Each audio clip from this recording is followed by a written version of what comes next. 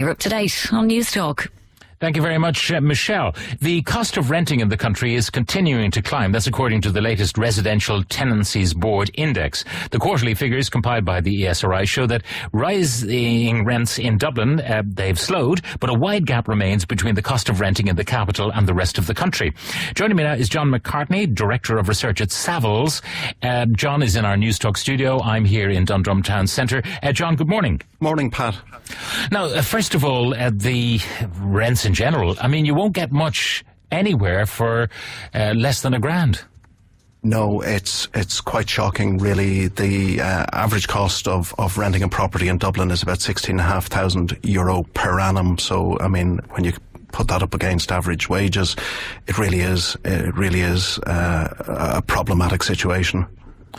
And the situation in the country, I mean, we hear whenever we do items like this, people saying, well, I have a property and I'm happy to rent it for $600 or $700 a month.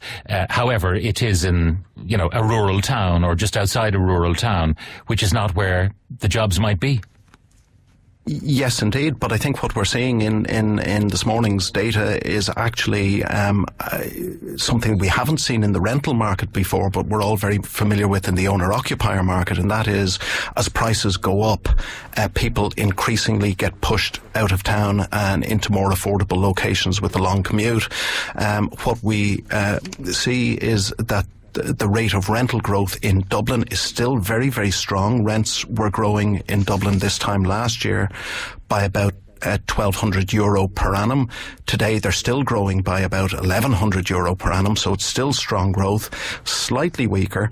But what we see in contrast is that outside Dublin, rents are growing much more strongly than a year ago. Today they're growing at 9.7% per annum, whereas last year it was 7.2%. So I think what it tells us is possibly that many people have reached the limits of their affordability in Dublin and are now being forced as renters out into the commuter belt. So what you're saying is that someone who's paying $1,600 a month in Dublin, and that's $16,000 a year, which is around 1,350 a month in Dublin, that they can expect to be paying an extra £1,000 if their rent is up for renewal in a year's time. Well, that is what seems to be the case in the statistics today, and it should be no surprise because there's virtually no vacancy in rented properties in Dublin or anywhere else in the country as it goes. And what you get in that situation is desperate people they need somewhere to live. They have to put a roof over their heads, and so what do? They get into competitive bidding to try and secure the properties for themselves, and that's when we see rents rising. But is there no natural ceiling for all of this, where people say, enough is enough, I'm not doing it, I'm not going to pay that landlord that rent because simply it's not fair, it's extortionate.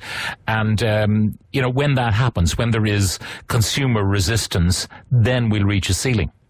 Yeah, I think it's an open question, Pat. I mean, one scenario is that rents rise to a point where investors are really attracted to the market. They pile in, they compete with each other, that drives up prices, and that ultimately creates a profit opportunity for housing developers to come in and build more units, which is what we really need. And that, in due course, after a period, will begin to dampen down the rents again. So that is one scenario. I think it remains to be seen whether affordability limits have been reached yet. I think one other scenario is that it actually could lead to wage inflation because ultimately the demand for housing is very inelastic. You simply need somewhere to live, and if your choices are not being able to afford to rent a place or going in and knocking your boss's door and asking for a pay increase, I think most people would try their hand at getting a pay rise. And we see, of course, that unemployment is now down to 7.3%, so it is a competitive labour market, and I think that this is surely feeding into wage inflation. How much of a housing deficit do we have? I mean, we hear about the number of families in the capital who are in temporary accommodation and emergency accommodation.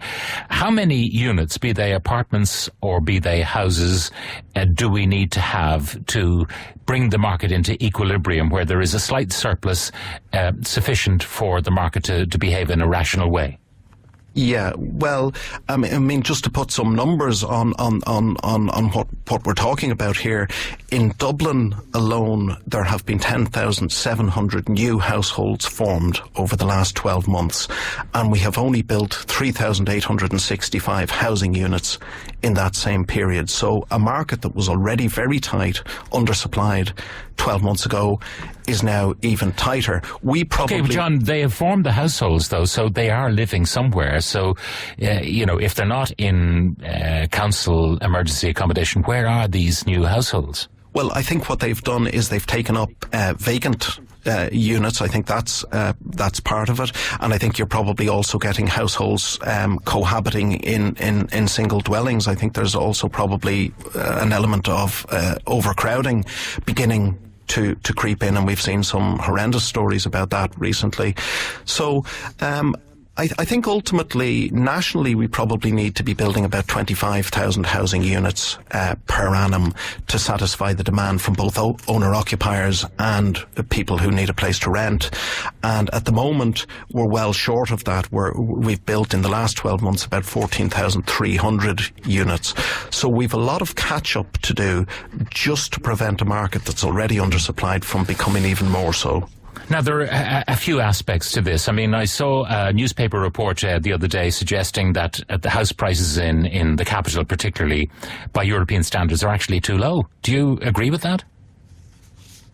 Well, it depends on what your yardstick is. I mean, certainly the yield on rental properties in Dublin, you can get a gross yield of 5.5%, 6.5% in most neighbourhoods across town, indicates, when you put that and when you apply that to the rent levels that we see in Dublin today, that indicates, a fair value that is in excess of average prices today. So I think you could look at it that way, but the other way to look at it is from society's point of view as a whole.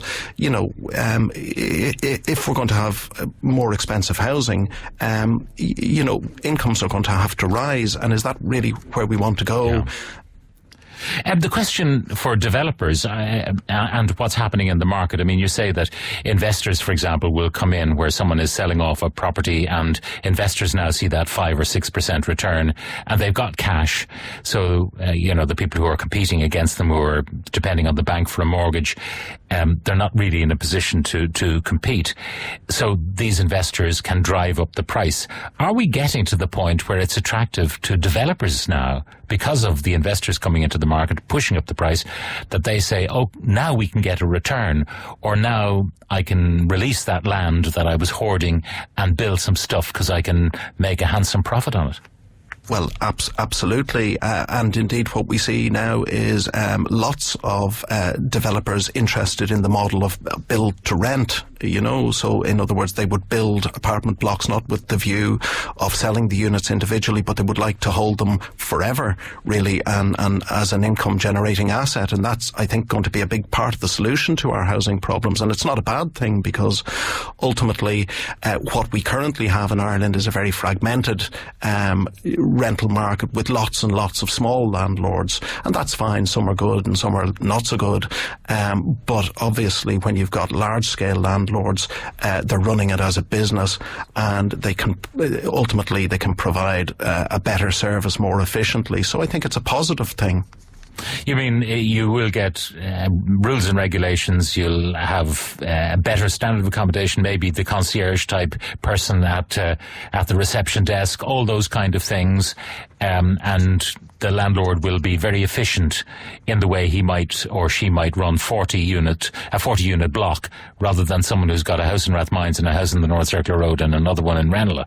Precisely, yeah. I mean, once you get to a certain scale, you can keep on-site maintenance and on-site concierge and all of those sorts of facilities. And it just ultimately provides a better service, I think, for the tenants. Now, some people bought in the wrong place, John, and the question is, for those who did, that's tough, because maybe those houses will never recover from the negative equity. But for people who bought in a reasonable place, close to the major conurbations, be it Cork or Galway or Dublin or Limerick, are they seeing their negative equity evaporate?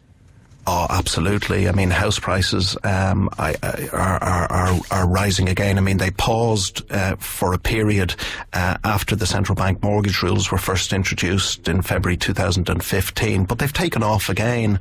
And the stimulus that they've received recently from the Help to Buy scheme and the relaxation of the mortgage rules, which will kick in from the 1st of January, I think that means that what we're likely to see is house price growth of about 8 to 10% next year in most locations, including Dublin, and it doesn't take very long for that to compound to a point where a lot of people are lifted out of negative. So that is, if you like, the silver lining to a cloud for many people who are paying excessive rents. The silver lining is for the negative equity people who will finally be able to maybe sell that asset, which is not an asset because it's a negative equity, but they can get it off their books maybe in the next year or so. Well, yes, but they still need somewhere to live, so they'll either be paying rent or they'll be... But I'm talking about there's someone who's renting at the moment but owns a smaller property which is not appropriate to their family. Certainly. And, they get the rent from the tenant and, they're probably going to be caught by the revenue for tax on that rent. And therefore, it's really costing them an arm and a leg, but they're stuck. Well, they finally might become unstuck in the coming 12 months.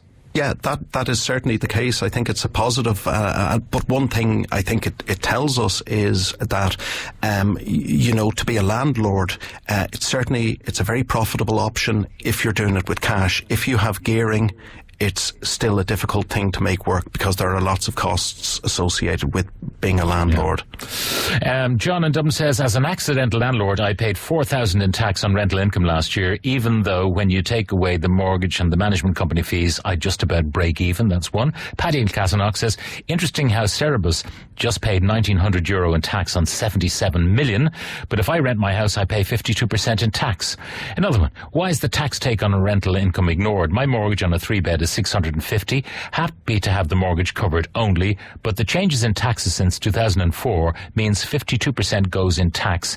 Hence, I have to charge 1,100 in rent. So rents are being pushed up by the fact that the landlords are paying off bank debt, and in order to cover it and pay the revenue, the tax, they have to charge high rents. Again, a law of unintended consequences. Well, it's an interesting thing. What we're seeing, I think, is the landlords that were that got into the market during the boom times were characterised by having a high level of debt. They bought the properties with gearing, and it's an interesting and risky business model because they're really gambling on capital appreciation. On a good day, what they're hoping is that their rental income will cover the costs of the mortgage, but they're never going to get rich at that. The only way they can really make that business model work for them is if the price of the property increases, and these people gambled on capital appreciation that actually went the other way. And what we see now, I think, is that these heavily geared landlords are the ones that are leaving the market, and they're being replaced by investors, landlords who have no gearing. They're buying entirely with cash, and for them, a 6.5% gross yield plus any capital appreciation that they get is a bonus. But the income story alone for them is enough to make it work when you consider that you can only get less than 1% in the bank.